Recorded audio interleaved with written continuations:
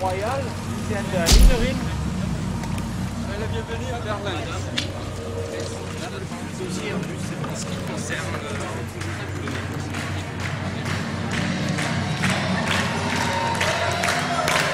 Kandidatin für ein starkes Europa und Frieden in der Welt. Notre candidate à l'élection présidentielle, Ségolène Royal.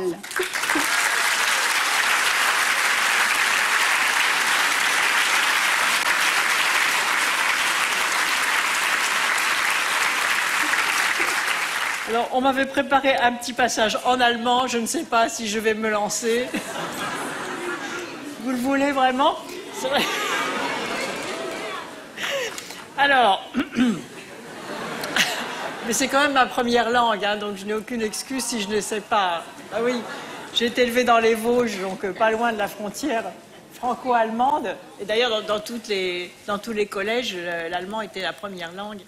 Ce qui donne Ebenfalls will ich unsere deutschen Freunde begrüßen. C'est pas fini. Vielen Dank für eure Anwesenheit. Das freut mich sehr. Es ist das wichtigste Symbol, dass eine nationale Wahl gar keine exklusive nationale Dimension mehr hat.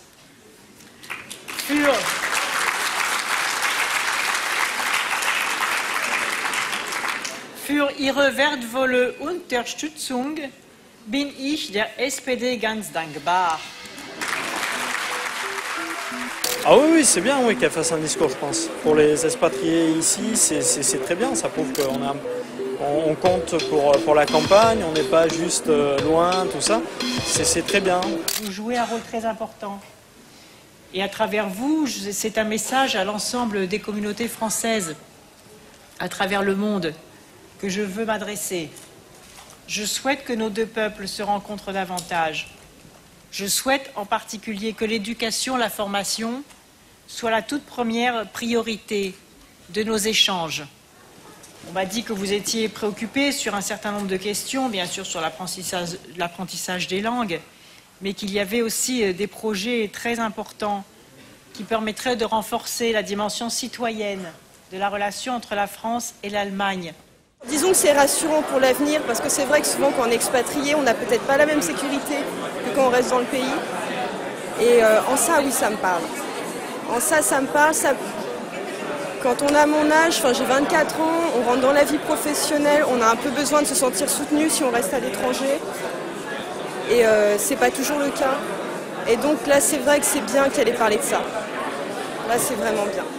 Et puis, je connais aussi la préoccupation concernant la reconnaissance de tous les diplômes scolaires, universitaires et professionnels pour accès à l'emploi. Il y a encore, me dit-on, trop de protectionnisme caché. C'est vrai. Je crois que on doit mettre fin à cela parce que nous avons absolument besoin de renforcer ces échanges de matière grise. Je pense qu'elle a su dire aux Françaises et aux Français de Berlin, et d'ailleurs, hein, parce que certains sont venus aussi de Bruxelles, je crois, j'en ai vu quelques-uns, qu'elle était attentive à leurs préoccupations et elle a été une fois de plus à la fois très concrète et très déterminée. Et je pense en plus qu'on a tous besoin de relancer l'Europe. Ça passera par l'entente franco-allemande. L'accent sera mis en particulier sur la sécurité des communautés françaises, la formation du personnel diplomatique et consulaire à la gestion de crise sera assumée. Je ferai de la coopération consulaire européenne l'un des axes de la présidence française de l'Union européenne. Je crois à la mutualisation des moyens dans ce domaine afin de garantir la protection des Européens dans le monde. Pour ceux qui ne sont pas concernés par ces questions, cela peut paraître un peu technique ce que je dis. Mais je sais combien c'est important pour vous et pour tous les Français qui sont expatriés et qui donnent beaucoup à la France en retour par leur présence à l'étranger. Pour les législatives, on ne peut pas voter en Allemagne, il faut voter en France. Puis les procurations, c'est vraiment très compliqué et puis c'est l'horreur. C'est vraiment que ça change. Là, ça c'est...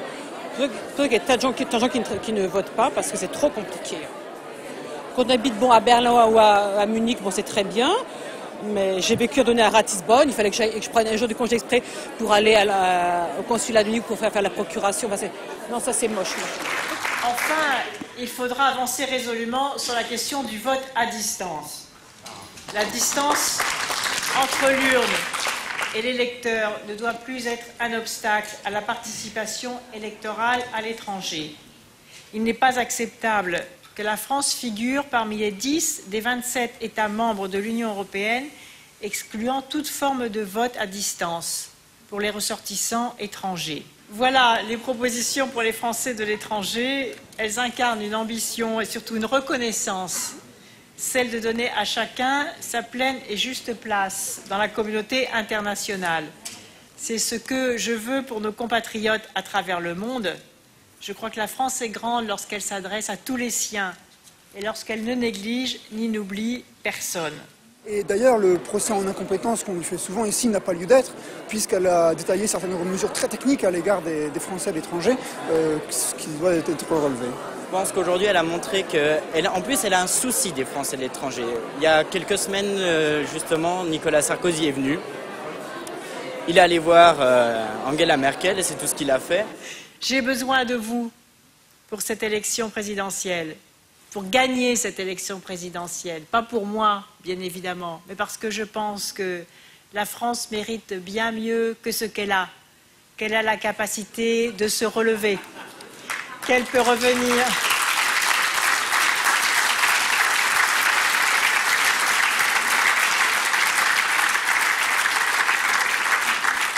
Et qu'elle peut revenir à la table de l'Europe. J'ai confiance, j'ai besoin de votre énergie et de votre enthousiasme. Vive la République, vive la France. C'est un petit chat.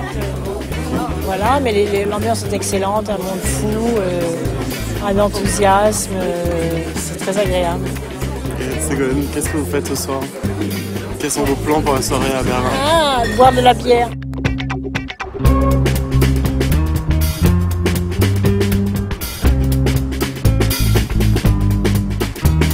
Vous avez vu, Ségolène a été ravie vraiment de la mobilisation, de la vitalité, de voir autant de jeunes. C'était pas évident comme ça quand on se représentait à cette réunion, parce que la campagne ne se jouera pas que dans les grands médias télévisés, elle se jouera dans notre capacité à nous tous ensemble. Elle a dit, mon équipe de campagne c'est vous, de mobiliser, de convaincre. Il y a un restaurant qui s'appelle les Zwölf Apostel, qui est ouvert toute la semaine, 24-24, tu vas à 5h du matin, tu manges des pizzas, des masses, la folie. Alors là, c'est très spécial, quoi. Et pour y vivre, c'est génial, quoi. J'ai pas d'autres mots, c'est vraiment génial, quoi.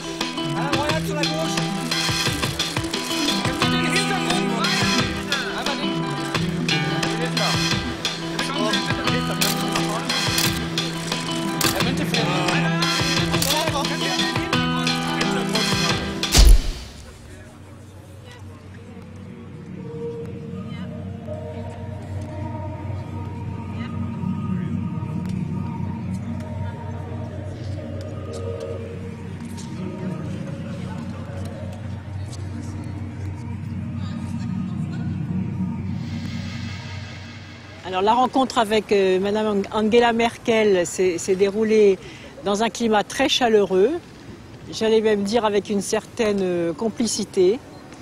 C'est une femme courageuse qui a vraiment envie que l'Europe se relève et je partage avec elle le souci de renforcer des liens entre la France et l'Allemagne. Je crois que l'ensemble des autres pays européens, et j'allais même dire à l'échelle internationale, Ceux qui attendent beaucoup de l'Europe attendent que la France et l'Allemagne prennent leurs responsabilités.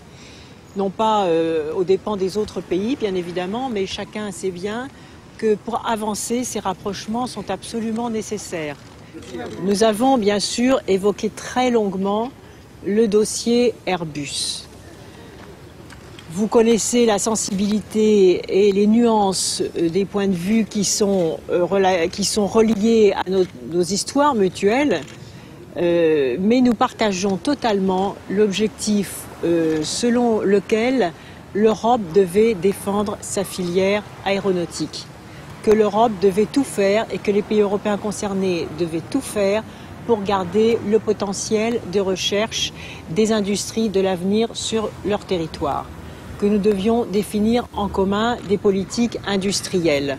Et en tout cas, ce qui est très clair, c'est que nous partageons premièrement le souci de maintenir les emplois, deuxièmement le souci de faire en sorte que la productivité et que la compétitivité de cette entreprise soient maintenues, troisièmement la nécessité de défendre et de maintenir une filière aéronautique européenne de poids, et enfin de donner les moyens nécessaires à la recherche. Vous savez, les convergences de l'Europe, elles sont là. C'est faire en sorte que le progrès social des peuples qui composent l'Europe aille de l'avant et que nous ne soyons pas tirés vers le bas. Et donc cette convergence-là existe. Je crois qu'elle est soucieuse de faire en sorte que la France trouve une opportunité, des occasions et des raisons de revenir à la table de l'Europe. C'est aussi ma volonté la plus profonde, à condition qu'entre-temps, l'Europe fasse ses preuves, c'est-à-dire que le chômage y recule, que le progrès social progresse et que nous puissions lancer des programmes communs, et en particulier sur les énergies renouvelables, sur la recherche et sur la santé. J'ai par exemple évoqué des actions communes que nous pourrions lancer sur la lutte contre le cancer en particulier, et je l'ai trouvée très ouverte sur cette question. Voilà, Montréal.